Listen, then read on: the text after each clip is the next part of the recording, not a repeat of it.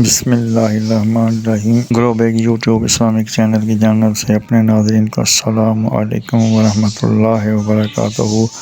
آج ہم اپنے ناظرین کو مسجد نبوی کی فضیلت کے بارے میں بتائیں گے کہ اس مسجد میں جو پیارے آقا صلی اللہ علیہ وسلم نے اپنے ہاتھوں سے تعمیر کی تھی، اس کی فضیلت اور اہمیت کیا ہے۔ مسجد نبوی ہی وہ مسجد ہے جس کی بنیاد خود نبی اکرم صلی اللہ علیہ وآلہ وسلم نے بنفس نفیس صحابہ کرام کی معیت میں اپنے دست مبارک سے رکھی تھی، اور اس کو نشر، علم و دعوت و تبلیغ، نور جہاد کا مرکز بنایا۔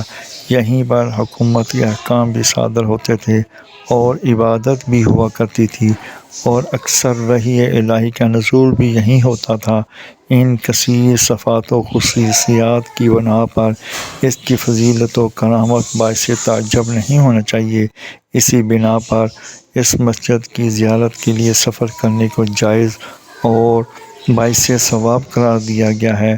چنانچہ صحیحین میں حضرت ابو ہریرہ رضی اللہ تعالیٰ عنہ کی روایت ہے کہ آپ صلی اللہ علیہ وآلہ وسلم نے ارشاد فرمایا کہ کجاوے نہ کسے جائیں، یعنی سفر نہ کیا جائے مگر 3 مسجدوں کی طرف، میری مسجد یعنی مسجد نبوی، مسجد حرام اور مسجد اقصی۔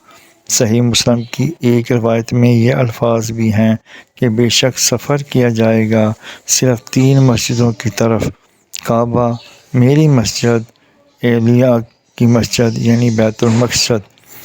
صحیح ابن حبان، مسند احمد اور معجم کبیر طبرانی میں سند حسن کے ساتھ یہ روایت حضرت ابو ہریرہ رضی اللہ تعالیٰ عنہ سے منقول ہے کہ آپ صلی اللہ علیہ وآلہ وسلم نے فرمایا کہ سب سے بہتر مقام جس کی طرف سفر کرنے کے لیے کجاوے کیے جائیں گے، یعنی قصد سفر کیا جائے، وہ میری مسجد اور بیت عتیق یعنی مسجد حرام ہے۔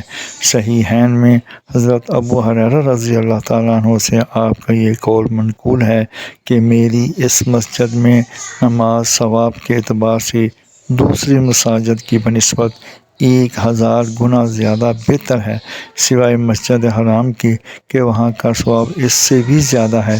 صحیح مسلم کی روایت میں یہ الفاظ بھی اس کے ساتھ منقول ہیں کہ بے شک میں آخری نبی ہوں اور میری مسجد افضل ترین مساجد میں سے آخری مسجد ہے۔ جزاکم اللہ احسن الجزا۔